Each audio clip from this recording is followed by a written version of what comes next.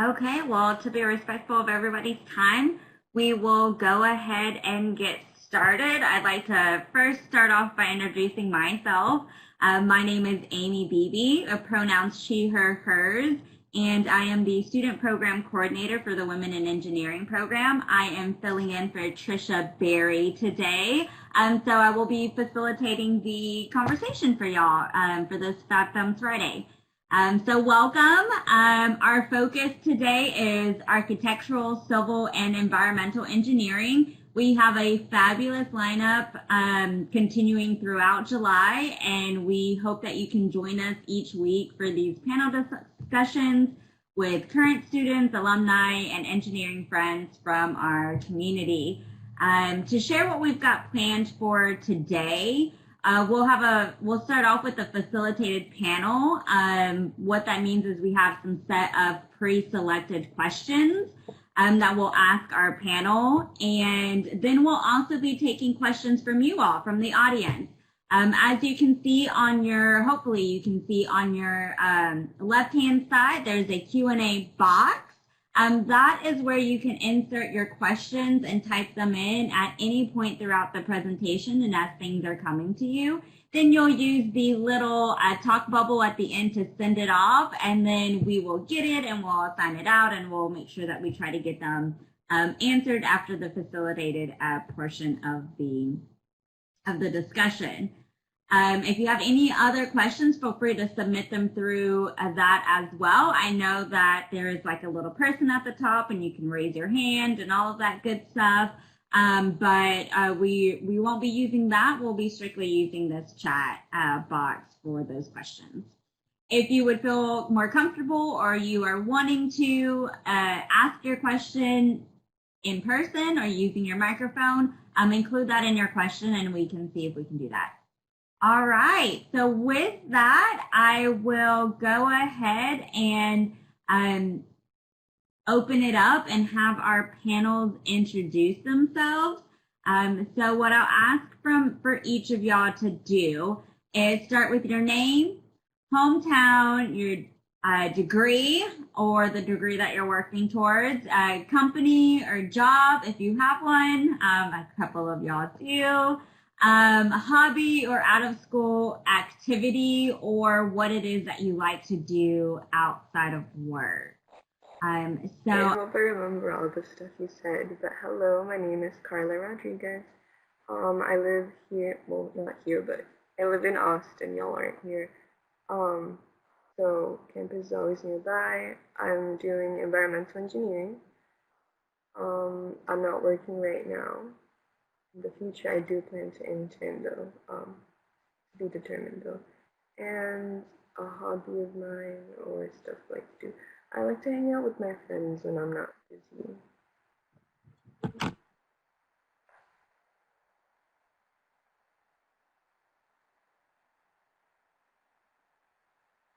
Hi everyone, I'm Kate. I am originally from Houston and I just graduated with my degree in civil engineering.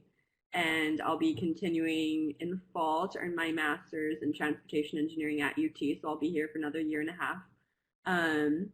I worked for the UTWEP office for 3 years, so that was a blessing for me. I loved being there, and outside of school I was involved in lots of student organizations, most of them having to do with engineering, which kept me really involved, and then I also loved just spending time in Austin with friends.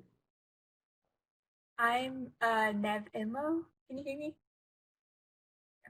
I'm Nev Inlow. I'm from the Dallas-Fort Worth area. I'm an architectural engineering student. I'm about to be a junior. I currently work for UTWEP as a peer coach for the Living Learning community. And over the summer, I'm also working at Nelson Forensics in Plano for an internship. And a hobby I like to do outside of work is I love to read.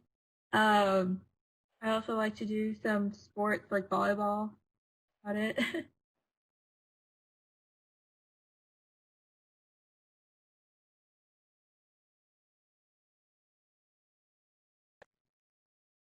Excellent. Okay. Well, we will go ahead and move into our first question, and this, Nev, will be for you.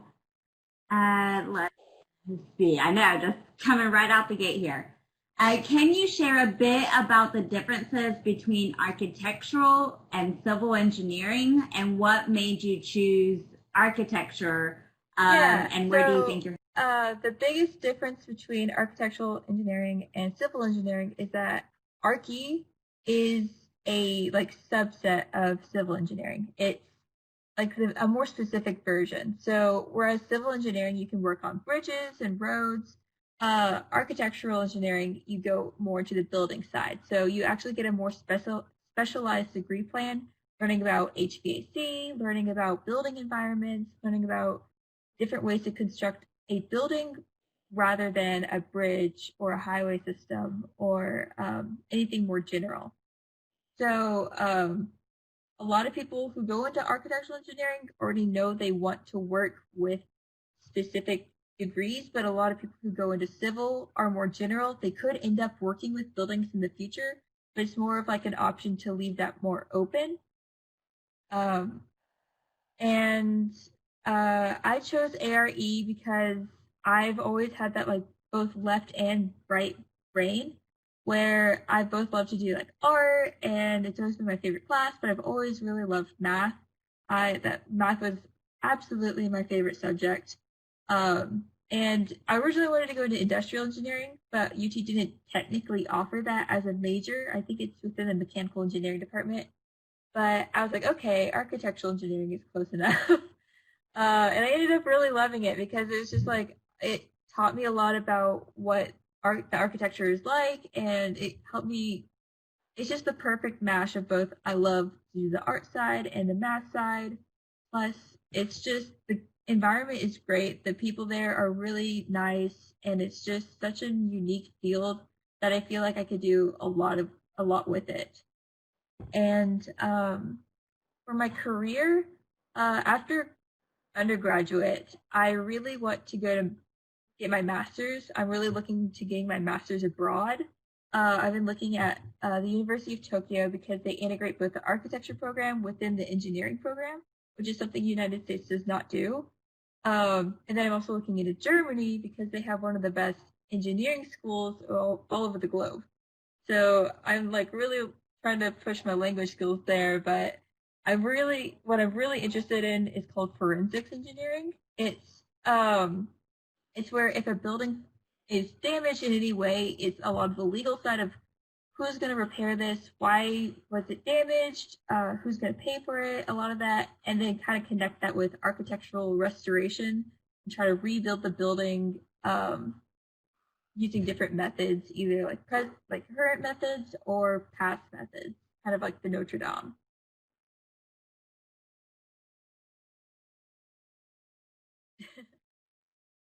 That is really cool. And can you remind us again of what year you are? Yeah. Yes. So you've got some time, huh? Yeah. to figure out which languages to go to. Okay, excellent. Yeah, those are two a little bit different languages that you would probably have a little bit about, right? Yeah. You got some time. So our next question will be for Carla. What made you choose EVE or environmental? What do you think you might want to explore? Okay, so my junior year of high school, first of all, I knew I wanted to do engineering since I was in 6th grade. And then in my junior year, my school has it's like a program type, but they basically help us get a week-long internship. And so I initially wanted because we had to interview, they brought up a bunch of people with different companies or organizations, and I initially wanted the internship dealing with civil engineering, and I didn't get it, but I did get placed in the City of Austin Watershed Protection Department. It's like a stream restoration department, but I was placed there, and over the period of the week, I realized that I actually really liked what they were doing, And so we had to go out survey like lands and creek, and basically like there was a lot of erosion. Like I just found it really interesting. And so after that, like senior year, you start to apply, or the summer actually. And so I was like, okay, civil engineering, what else is there? Like, do I actually want to focus on that? Um, and so basically I thought about everything like up to that point, and I noticed that there was a trend, and that I leaned more towards areas dealing with the environment. Um, and so I started to look more into that, and then I realized environmental engineering was major, and so I decided to major in that, and here I am. But for the future for internships, I would like eventually want to go back to the city of Austin and work there, but that's like in the long term when I have more experience. But for internships and recent or more like near the future jobs, I'm not sure yet. I have to look more into it, but I don't know, something that isn't just like in the office. I want an environment where I could be like out in the field and um like a desk job. So like a combination of the two so it's more balanced. It's kind of what I'm looking for.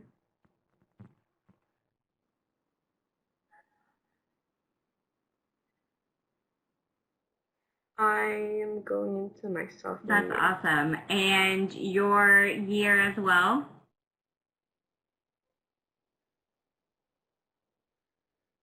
Yeah.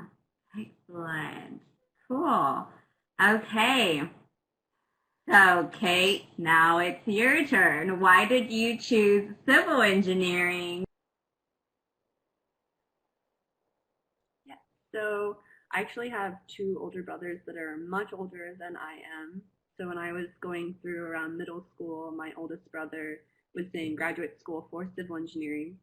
And he was doing some wild things. He was chasing tornadoes and like studying how the stability of structures was affected by high-speed windstorms like hurricanes and tornadoes.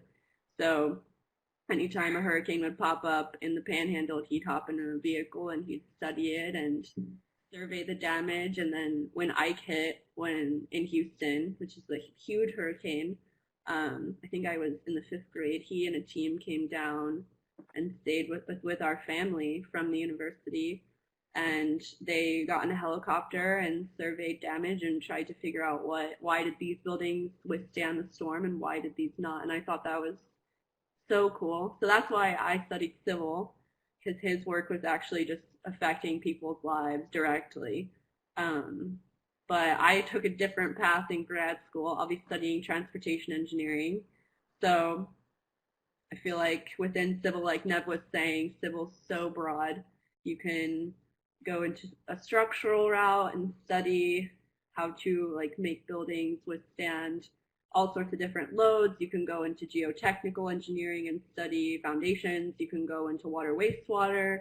You can go into like hydraulics and like there's and transportation as well. So there's lots of different paths you can take, but in like while I was taking all of my upper level courses, I felt that transportation was the most directly it affected the lives of humans the most, because if you get in a car and you're angry, it will affect how you drive, and which will affect probably the person next to you and the person behind you, and then it's just a complete ripple effect. So you can design a roadway as well, like as perfectly as you can, but if the people driving on the road are making bad decisions, it will affect everybody else. So I thought that was really cool how the whole process was relative.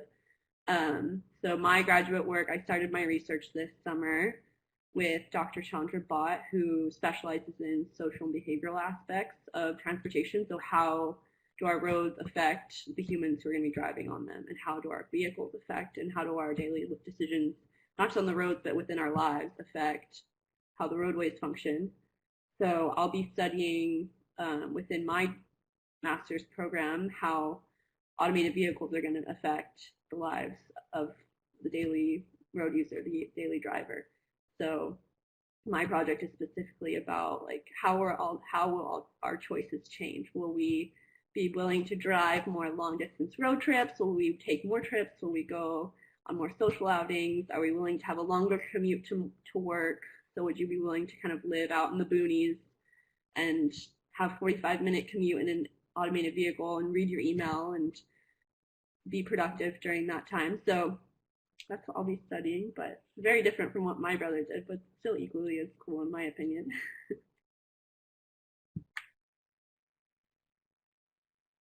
Definitely equally as cool. It's so awesome to hear all of that and all of the breadth of the majors, and then y'all kind of already having a little bit of an idea of what it is that you want to do based on some of your experiences.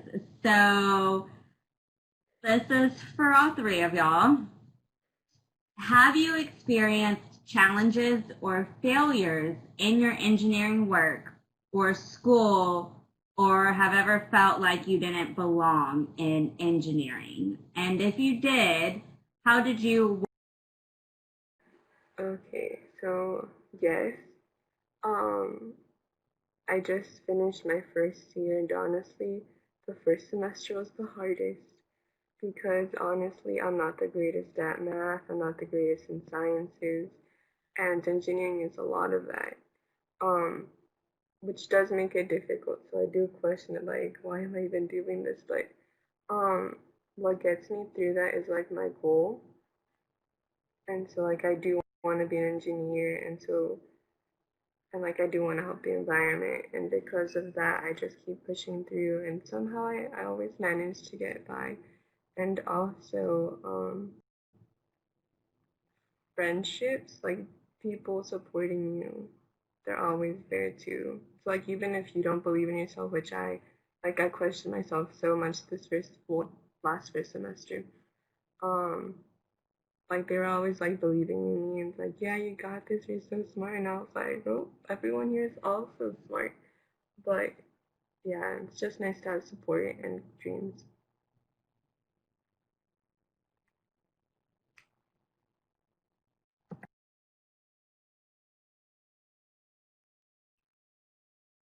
I agree. I think everything seems really hard when you're at the start. Everything seems really big, and you just have to take it day by day and class by class and assignment by assignment and find that like there's always more to learn. That's super intimidating, but that's just how it is. And I felt like, especially within the civil, architectural, and environmental community, I feel like we're all very close, and it's a tight-knit community, especially if you get involved and you're at student organization meetings and you're in the building all the time, and you like Carla was saying, like the friendships that you make really do make a difference with your whole college experience. So if you ever need help, there's always help, whether it comes from your friends or a faculty member, not even just within CAE, but within the university. So if you do feel like it's too much, there's always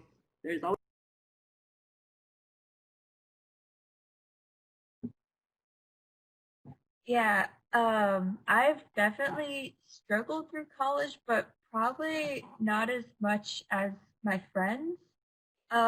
Just because when I came into college, I was like, my senior year of high school was the hardest thing I've ever done. I took 7 AP classes, and my last period, we had 8 classes. My 8th class was a TA period where I had to do work and learn German. So it was really hard for me. So when I came to college, I was really worried that like it wasn't for me. What if college is harder than my senior year? Like that was just a horrible time. But it actually became like the first semester of college was actually like easier than my senior year of high school, just because I put so much stress on myself, and I throughout the summer learned how to study better, how to um, just have a good mental health and learn how to grow from that. And it just turned out really well. And I actually never really had a lot of problems with college until this past semester in the spring. It was partially because of COVID, but before that, I had what ended up happening was I had 4 exams within the span of 2 days, and that was so stressful. It's something that you should expect to happen. You should definitely expect having at least 2 exams on one day in some of your classes. And before that, I never had it. So having 4 exams within the span of 2 days was very hard on me. I thought I was going to fail everything, so I never really got to study for everything as much as I wanted to. But once that week was over, I learned that everything was okay.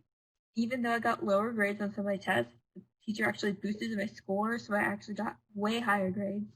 And for the classes that I thought I'd do worse in, I actually did pretty well just because I took that time to study. And it just turned out really well in the end. And even though I was just terrified about what would happen, it all turned out okay. And that's a lot of like what you should think about when you're in engineering, is that even though it seems very scary in the moment, once you get past it, you'll realize it's all okay and that you can grow from that and learn from your mistakes.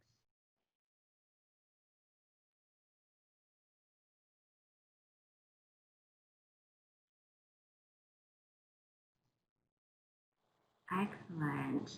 Okay, so that is it for our facilitated discussion. Now we'll go into some of the questions that have been submitted by our audience here.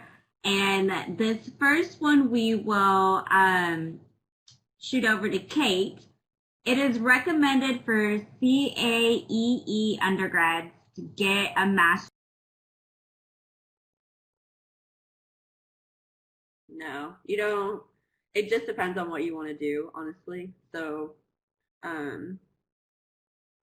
there are a lot, like most people, especially within civil, they get their 4-year degree and then they go and get a job. That's all you need. Like the university sets you up very nicely to be a problem solver, and maybe not even if you like in the engineering field, whatever you want to do. So that's something that they set you up to do. If you are like me and are just like fascinated with something and you just want to learn more about it, that's another thing. You can go get your master's, eventually maybe your PhD if you would like to go into academia. Like if you would like to become a professor someday or work at a university, then grad school is also like that's also an option. There are some professions in which it is recommended that you get a master's degree for. So structural engineering is one that you would need at least a master's for. That's just, and you'll learn throughout your 4 years which professions and what you're passionate about. And if that requires you to go off and get a master's, you can go off and spend 9 months, earn your master's, and then go off into the workplace. I think also geotechnical is also recommended, especially if you want to like get really high up within a geotechnical engineering firm. But that's all super cool. Like if you like when you're taking those classes, your professors will show you huge engineering feats. So we were talking about in my geotechnical engineering class, I love that class. I took the level 2 class for it, which means that I took an upper like my senior year, I wanted to learn more about geotechnical engineering, so I took a foundation design class, and we designed a foundation for a huge apartment complex that was going to be put in West Campus. So like you get to be a part of really cool projects, and you get to learn about cool projects that people have done before. So we were learning about like super deep foundation drilled piers that were being drilled in San Francisco and how they failed and why they failed and how it could have been done better. So it's also like not something that I have to get a master's. It's cool. Like it's really cool, and you'll probably get to learn all these great things from these wonderful people. So if you do end up needing a master's in the future, it's an exciting thing, and I don't think there's any negative connotation attached to it. So be excited.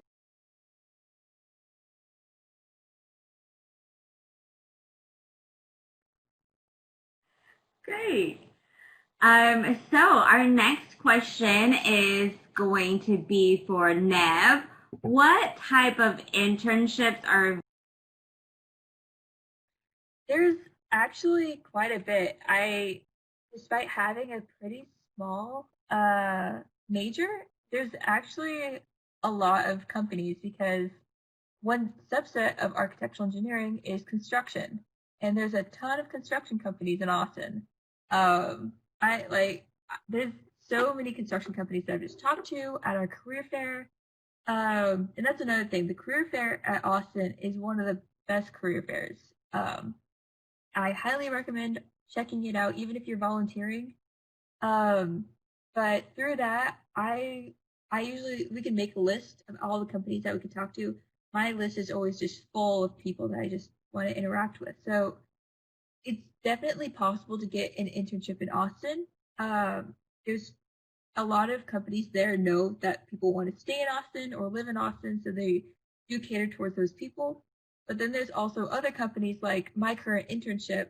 Although they have an Austin office, they were looking for interns in Plano. So they would reject the pool of people who had no connection to the DFW area because they know they wouldn't have transportation or housing to get there, which is fair. So a lot of the reason why I got my internship was because I live in the Grapevine area, which is really close to Plano. But that wasn't the only part. It was just location. It was just because like I had a good interview. But there's so many companies that you can go into just for architectural engineering and other companies. There's construction, there's structural, there's forensics, there's project management, but also some of the companies to keep in mind, they won't hire a lot of younger students or like freshmen and sophomores just because they want people with a little bit more experience. Some of the construction companies I've talked to definitely wanted people who've had a little bit more education experience, so they'll hire juniors and seniors. My freshman year, so between freshman and sophomore year for the summer, I actually got an internship on a study abroad. But I know a lot of people who actually got internships with smaller companies. TxDOT, the Texas Department of Transportation, is always a company that has a lot of internships available. It's relatively easy. You just have to be able to be in the mindset to get one and feel confident enough to get one, because if you have the skill set behind you but if you show up to Expo very nervous, not really sure of what you're doing, they'll try to lean more towards the people who have a little bit more experience within education and know what they're doing.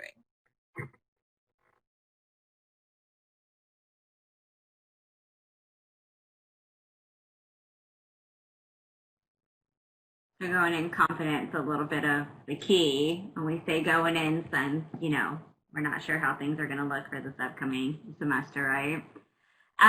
So our next question is for Carla.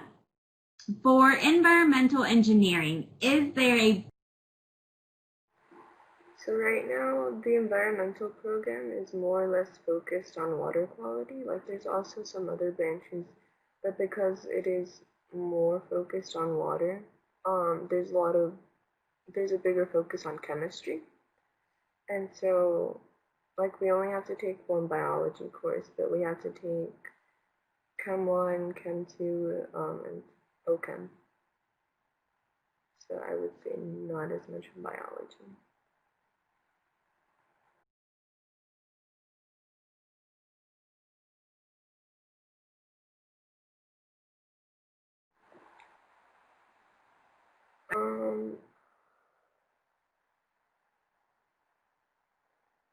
Like in regards to like other focuses, if anything, it's really similar to civil, so a lot of the stuff they go through we would do too, just not as much of.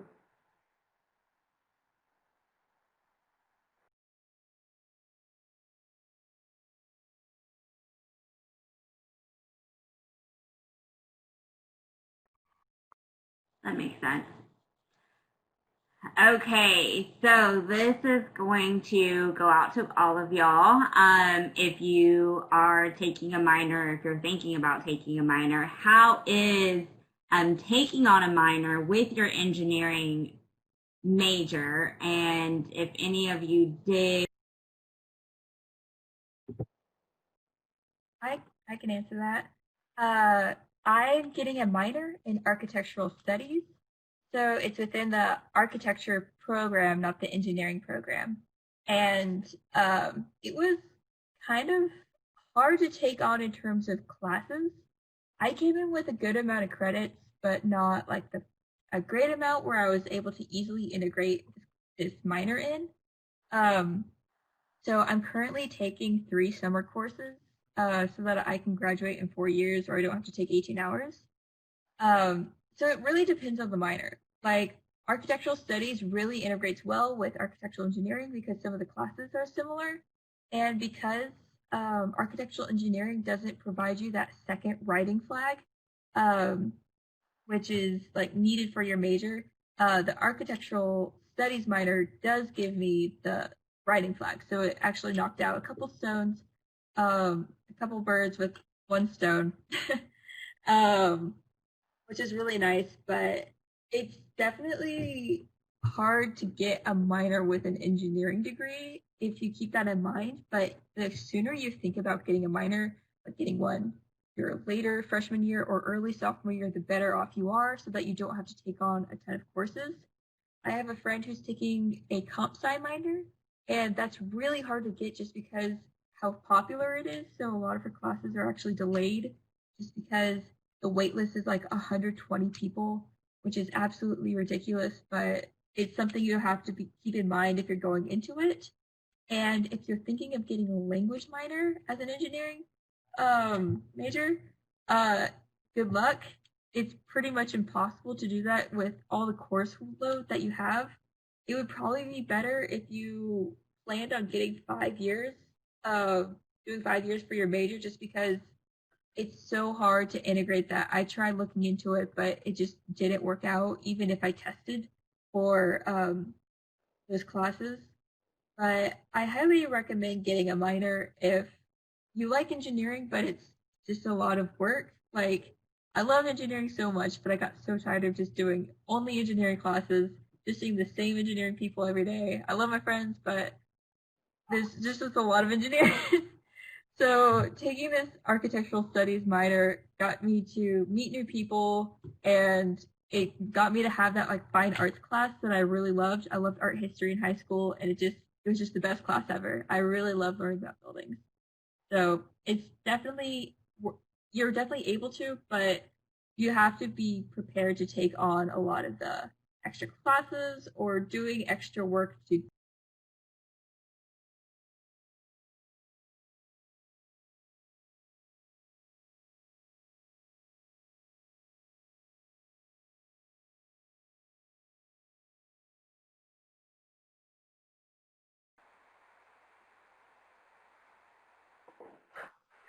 I do know that there are some people that try to do the business minor. That's a really popular one for engineers. And then I have a friend who did a creative writing minor. So Neff is right. You can branch out no matter what you're passionate about. But the earlier you decide to earn that minor, the better, so you can spread out the classes and make it. I personally don't know anyone who has a minor yet. But I also agree if you were to get one, I would say do it freshman year, like start early. Because like engineering majors, we have like a degree course, like flowchart, and so a lot of classes stack up on top of each other, and so it's difficult. Like if you get behind, or like you can't take it one semester, like it delays everything. So like squeezing in like a minor in is kind of tricky because even just like one shift in like one class can push you back a year. But if you really want to do it, you should do it. We're not stopping you.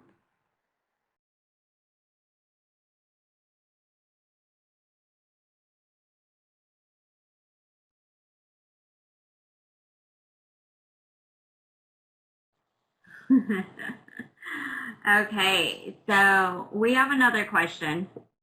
How crucial is it to have a strong knowledge of chemistry when going into your career for your majors? And what advice would you give to someone who may not feel like they are very strong in chemistry but want to go into one of y'all? Career-wise, I don't know how much chemistry will be involved, but in the degree plan, we do have to take, like environmental engineers, you have to do like 3 chemistry classes. Um, And so if you're worried about not being great at chemistry, don't worry, just do it. Like, I'm not good at chemistry, honestly. I'm a really slow learner. And so these past 2 semesters have been challenging, but there's always help. Like my professor, he gave out like a lot of like help and assistance, and he did his best to break it down. And so there's like tutoring, and like my friends are really smart too, so they help me a lot too. So even if you don't think you're great at it, I wouldn't let that get in the way of doing what you want.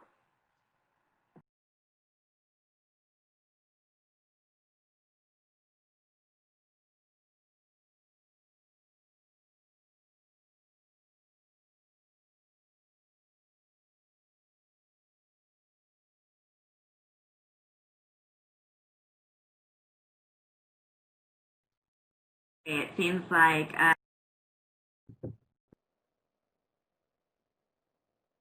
Yeah. Chemistry is not really important to architectural engineering. The most you really need to know is thermodynamics. And thermodynamics helps a lot with like HVAC. But if you're going, if you're going down the HVAC road, it's definitely important to pay attention to chemistry and know what you're doing. But also our thermodynamics class, it has a history of being a little bit more of a blow-off class. So it's just it's definitely good to know chemistry, but personally, I'm not going down the HVAC route. So we only have to take Chem 301, which is the survey course, the only first course, and that's it. I don't have to take chemistry again, except there is a you have to take a math science elective, and chemistry 2 is one of the options. But everyone I talk to wants to take geology 2 because that's more interesting to our major. But for architectural engineering, it doesn't really matter to have chemistry because in the end, you'll learn a lot of what you need to know in the workforce.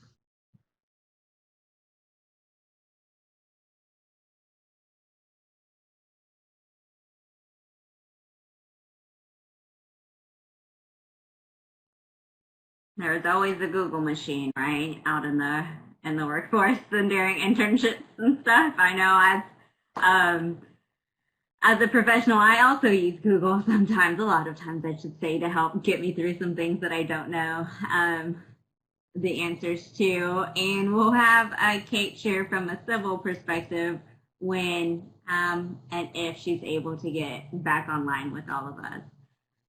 So let's see, going on here.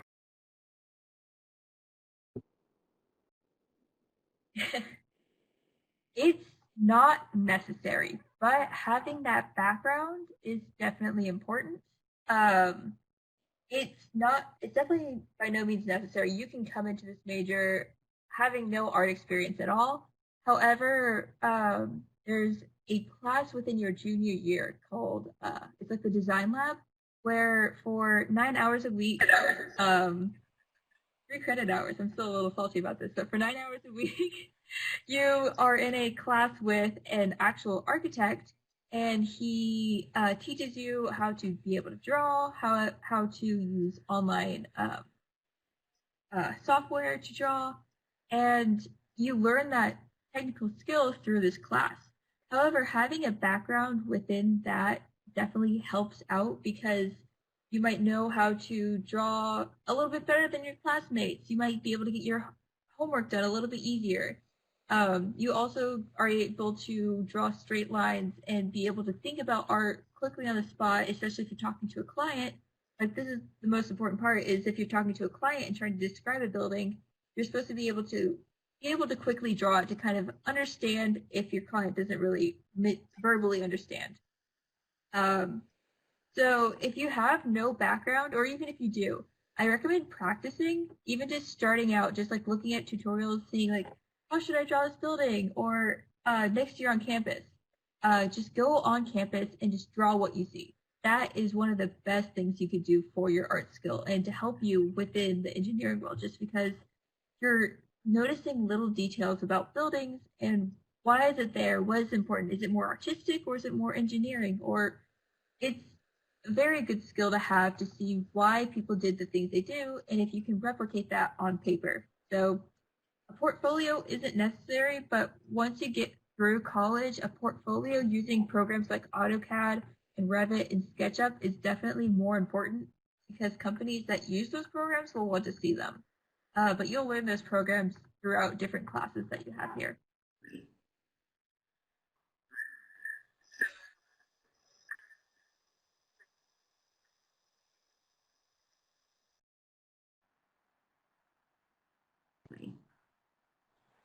Right. So they're different because they focus on different, like, they're different majors, but they do coincide in the in the sense that, like, we have to take 3 courses of chemistry, but for chemical engineering, it's just a stronger focus on that. So they, like, after my OChem this next semester, like, I'm done for chemistry, but they keep going, like environmental engineering, we focus more like on some chemistry components of like the environment we're going to deal with, but it's more of a civil focus and like integrating that into um like making like applying it and helping the environmental situation. But for chemical engineers, they would focus more on the chemical stuff, so like figuring out like how certain elements interact with other stuff, or they basically would break down components of like their task rather than like construction part of it, if that makes sense.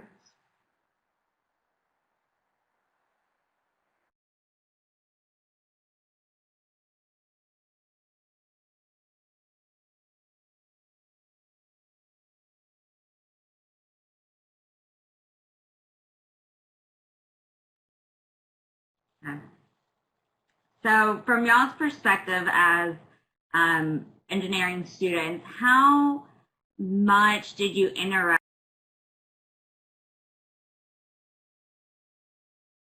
that's outside of? I feel like we all interact a lot. I lived in the UTWEP Living Learning Community my freshman year. So I was on a floor within Kinsolving with all engineering females. So that was a great way to meet lots of different people, and you are taking a lot of similar courses your freshman year, whether it be calculus, chemistry, physics, all your intro courses. And a lot of these classes, these like base level classes, are large classes, so the odds of you and like a chemical engineer taking the same chemistry class is very likely, and if not, it's probably the same material, maybe being taught by different professors, so you can still study with each other and help each other and like lean on each other. So that's a great way to meet other people, is just living in the LLC freshman year. Being around campus too, like just seeing everybody all the time. I worked on campus in the web office, so I would see lots of different people all the time and got to meet so many people through that. Engineering student organizations, there are so many. That's another great way. I was in engineering ambassadors and met so many people through that. And I don't know, do you guys have any more?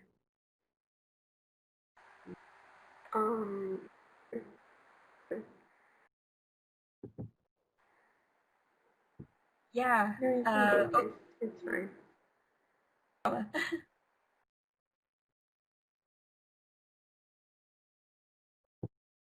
Okay. So definitely you do get a lot of interaction within the CAEE, just because a lot of the classes overlap, but especially within your first 2 years, I took a lot of classes with different engineering majors. One of the classes is statics. That's one of the most basic classes that you need for like half of the engineering classes, half the engineering majors. So you get to interact with a lot of people that way. I'm a mentor for the LLC that Kate was talking about. That was definitely one of the best ways to get to know other engineering majors. I met so many great people through that program. And even through like my major specifically, I had to take a class called Architecture and Society. I met a lot of people through that were outside of the engineering major itself, just because I had to make groups with people and talk to people. So that was a great way to interact with people just outside of engineering, because I soon learned that most of the people I talked to were just engineering majors. Uh, it was a lot, but it's definitely fun to branch out. And a lot of the core classes that you take with flags, that's another great way to meet more people. I met an urban studies major in one of my linguistics classes. And then like a year later, we had the same architecture class. So that was pretty crazy, just seeing her again. So you meet a lot of people through these classes, but definitely take classes where you have to interact with other majors. Because So for me, going into my freshman year, like I didn't know anyone, but I was able to meet people during orientation. So I made my first friends there, and they were civil, mechanical, and mechanical. And so that was basically it. But then when freshman year began, I was placed in a FIG, and so, which is the first year interest group. And so it wasn't just environmental people, although it was like 7, so that was the majority. But there was also people in biomedical, aerospace, chemical, I think one more. Maybe that was it. But they're basically like my friend group now, and so we all get along. But also because we share a lot of core classes and we're just trying to get like them out of the way, like your calculus, there's gonna be a whole lot of mixture of different majors, like engineering majors in there. Um, and so as you get higher up in the years, you'll mostly interact with your own department or degree, but also if you're in organizations, like I'm also in SHIP, and so that's like a whole lot of majors. Um, there's a lot of mechanical and civil and basically everyone else, but the ones I least interact with would probably be petroleum, electrical, and computation.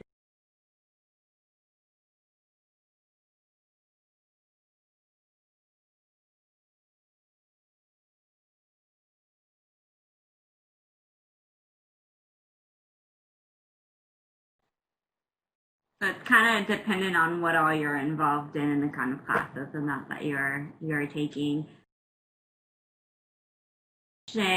About whether there's a lot for My freshman year, I didn't have to take any computer classes. I know like next year or like sophomore year, I have to take one computer class, but I think that's it. So it's just one. But within my environmental class this past semester, we did have to learn, it was MATLAB, so it's not really like an official like language, but we still had to like figure out how to program on there. But it wasn't anything too intense.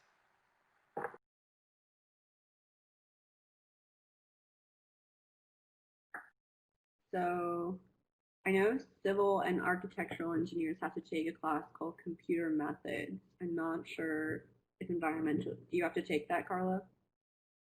Computer methods? Yeah, okay. So all CAEE classes will take a class called computer methods, and it's supposed to give you an introduction into computer programming. And there are several different professors, so not all of them teach the same programming language. I've heard people learning Fortran, which is very old. My professor taught C++ and was an excellent professor, and there's a lot of logic that goes into coding and syntax, and he did a fantastic job of teaching the course. So I learned a lot in that class, which gave me stepping stones when other classes said, oh, we're going to be using this computer programming language, but it's very unlikely that you won't have somebody to help you. So most classes that will have you using some sort of computer programming language will have a TA, and you'll probably have a lab attached to the class, and they'll work with you, and all of the TAs know the programming languages that they'll be teaching you, obviously, so you'll have help. But it is I think computer programming is very interesting in that it teaches you like logic and order and just like how things flow from one thing to another. So it's kind of cool. It's cool. It's like a little puzzle, and you get to put it together. But I've used C++ and Python and R. And R is a program that's usually just used for statistical analysis. So, but once you learn one, I feel like it's a lot easier to pick up another.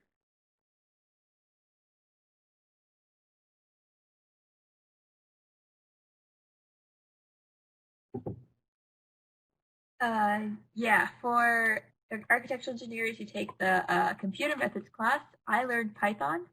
It was very useful. I haven't used it too much, but it's definitely helped me understand a lot of other classes. I took LU, which is a graduate linked with undergraduates in engineering. It's like a research program within the Cockrell School that I highly recommend checking out. I learned R through that one. And then for architectural engineers, there's another class called Computer Aided Design and Graphics.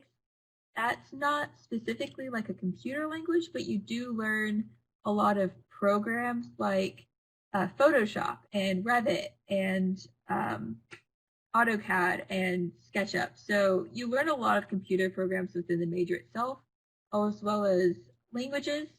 But again, like Kate was saying, it depends on like which professor you get for which language. Like,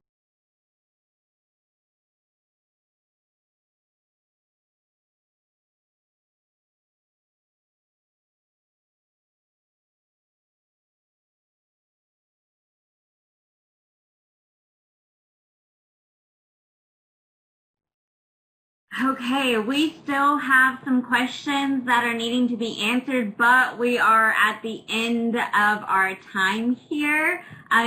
So we will do our best to answer them and post them up on our website, newsletters, YouTube, all of those kinds of spaces that we can. So we will try our best to get your questions answered. But we'll go ahead and start wrapping up. Thank you so much to our panelists for sharing their experiences with us. I'm so excited that they were able to be here with us. We also want to share out other awesome role models. These panelists are awesome, and there's still more out there for y'all to look up. So you can find many more STEM role models in FabFems.